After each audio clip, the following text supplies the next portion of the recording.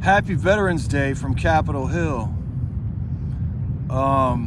First, I'm going to give you something. It's kind of like my own definition of what rape is. It's when a man gets his penis erect. That means hard, not soft, erect. And then the man touches or inserts his penis into a female or a male without their consent, whether drugged or forced. Sometimes people are drugged, they don't resist because their body is physically and their brain is physically unable to move their body or mouth to resist. And then other times it's done with force and sometimes with a group. Let me fast forward now to 2024, which is today. This is Capitol Hill in Washington, D.C., USA, where 52% of the voting population just voted for a convicted rapist to become the president. Now, his name is Donald Trump and he was president before. Might I add, the Supreme Court changed the law so he could run for president and possibly become president. Might I also add,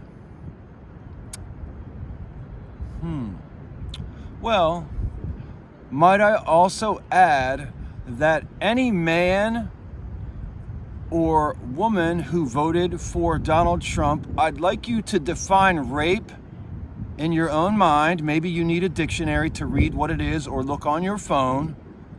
Then I want you to define the definition of guilty in court for rape and define it to your wife, your daughter, your sister, or your mother or your grandmother.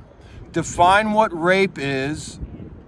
Define that you voted for Donald Trump, who's a convicted rapist in the courts of the United States of America, among other crimes that he's committed. And then say you would rather vote for a convicted rapist than a woman who is the other. And then I want you to look in the mirror every day and remember that you voted for a convicted rapist.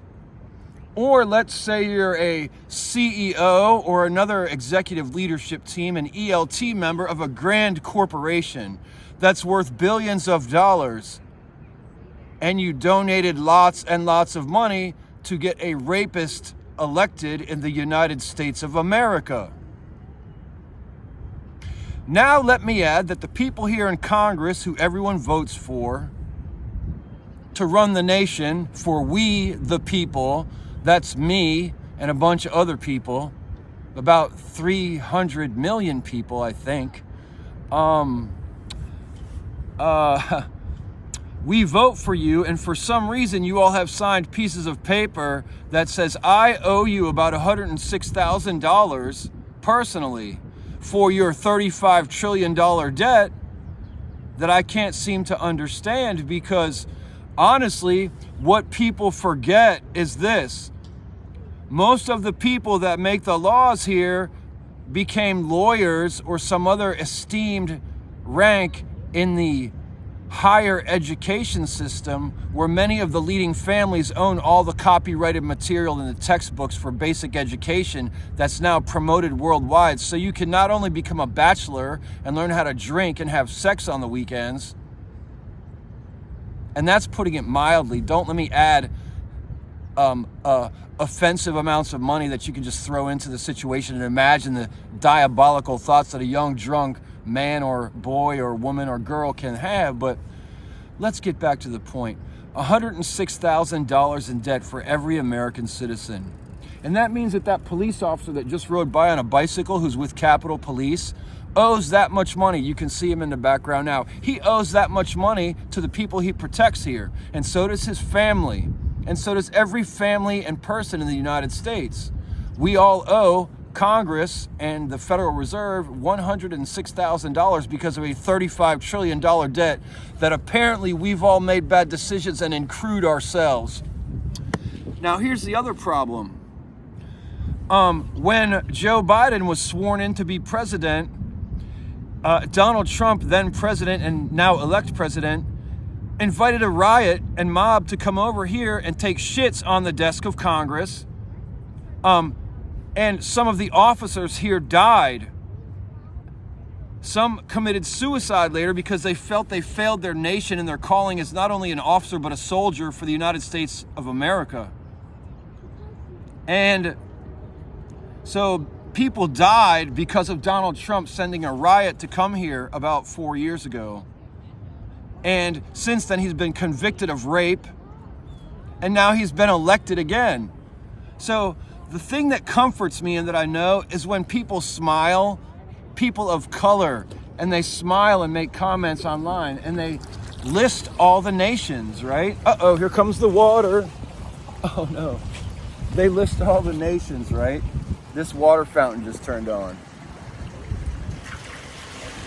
They list, I'm sorry, not nations, all the corporations that have economies bigger than most nations. And I'm talking about companies like Walmart and that. And she was smiling when she said it, and I was like, wow, now I understand. And when I saw 50 Cent said, oh, it's okay, I was like, what? And so I'm starting to see things a little differently. I'm also seeing Kanye differently because when he was being debanked, as it's called, and told to get his billions of dollars out of the bank that he was in and told to join Donald Trump's bank, Kanye just decided to start his own bank with $50 million. That's all it costs to start a bank, I guess. If you got $1 billion, why not start your own bank? So that's moving in the right direction, away from what we understand as the normal. Now, the other thing that comforts me is that because I say this out loud here on Capitol Hill, they also have to process it, that those officers died here because of Donald Trump. And I also say these things around the Secret Service and female Secret Service because they have to protect a rapist, his life, and his family's life as president when he comes back into office. And so then all these people, all the Secret Service and their moms and dads and grandparents and all their patriotic friends who are proud of them for being here in Washington, D.C., they all have to think about that he's a rapist. They may have not thought about it when they voted for him. And then they have to think about that everybody owes $106,000 to the federal government, which started after President Obama, Donald Trump, and Joe Biden have raised our debt up to $35 trillion. So it might just be it's a Republican and a Democrat thing to sting all the people of the United States of America and laugh at us as they have ski chalets and properties in other nations all over the world because we keep giving them our $35 trillion while somehow the system elects a rapist and a person who incites a riot at this building where people died to defend our country, which the president is now returning. Oh, but I want to give Donald Trump one kudos. And I thought about this walking over here while smoking my medication, which is called cannabis, which is legal here in the capital of this nation. But people still sit in jail cells the size of parking lots, parking spaces, some of them for 10 years or more in certain states in the United States of America. And they run it, and they need to change the laws here and fix it so we have a better life.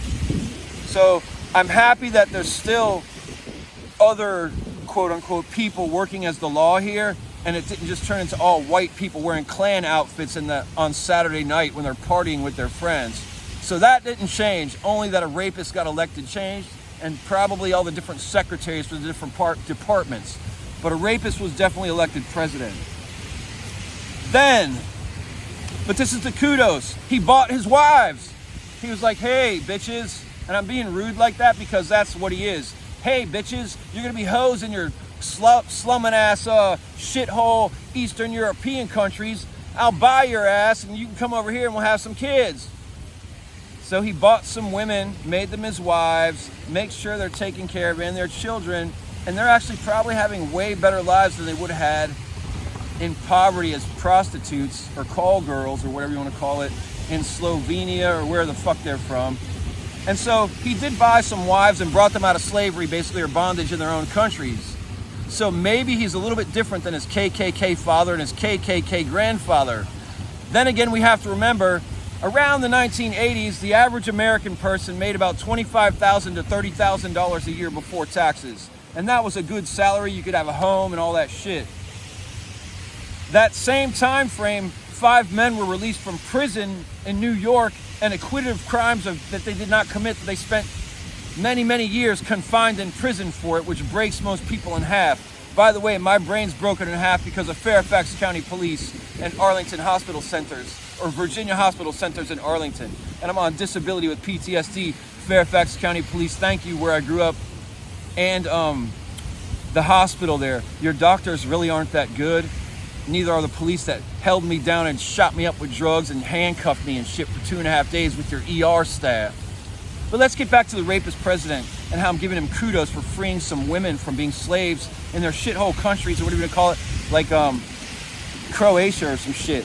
You know what I'm saying? Like, he's like, hey, bitch, they're probably gonna have a war over here. Why don't you come over here? You can suck my dick. I'll give you some money, give some dowry to your parents. We'll bring them over here too, have some kids. You'll be okay. You'll live like a billionaire like me. Ha, ha, ha. And so that's what he did. That's cool, I guess. I mean, if you look back, it'd be like a man from the north saving a woman from the south and saying, hey, at least you're not in slavery now. And then bringing her north, like, 150 years ago or 200 years ago in the United States, if you bought a woman and freed her from slavery. So, you get that one, Donald Trump, or should I say, soon to be President Trump. And then I'll get back to what I said at the beginning. Happy Veterans Day from Capitol Hill, which, by the way, his first year in presidency, he did not go to Arlington Cemetery and lay the traditional wreath on Veterans Day. That's another one you did for the soldiers there, Donald Trump. And you also insulted Senator McCain, who was held in a fucking prison camp in the Vietnam War. I'll call it a war, when basically we split the Vietnamese population in half so the Chinese and the Russians could have their way and so we could. And so they kind of have been brought into certain positions within societies as subservient people. And it's kind of part of the system started by these white people here. And don't call me white. And if you have a problem with that, listen to the song by NoFX, Don't Call Me White. Okay? Just do it. And other than that, look, nothing's going to change that much, except for the people who give you the evil eye will change a little bit, or the rabbi, or whatever you want to call it.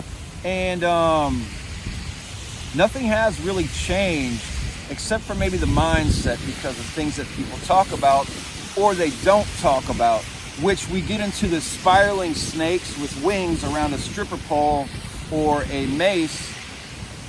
And that's the American medical system. So let's not talk about what the lies of the entire medical system has done to the population of children, veterans,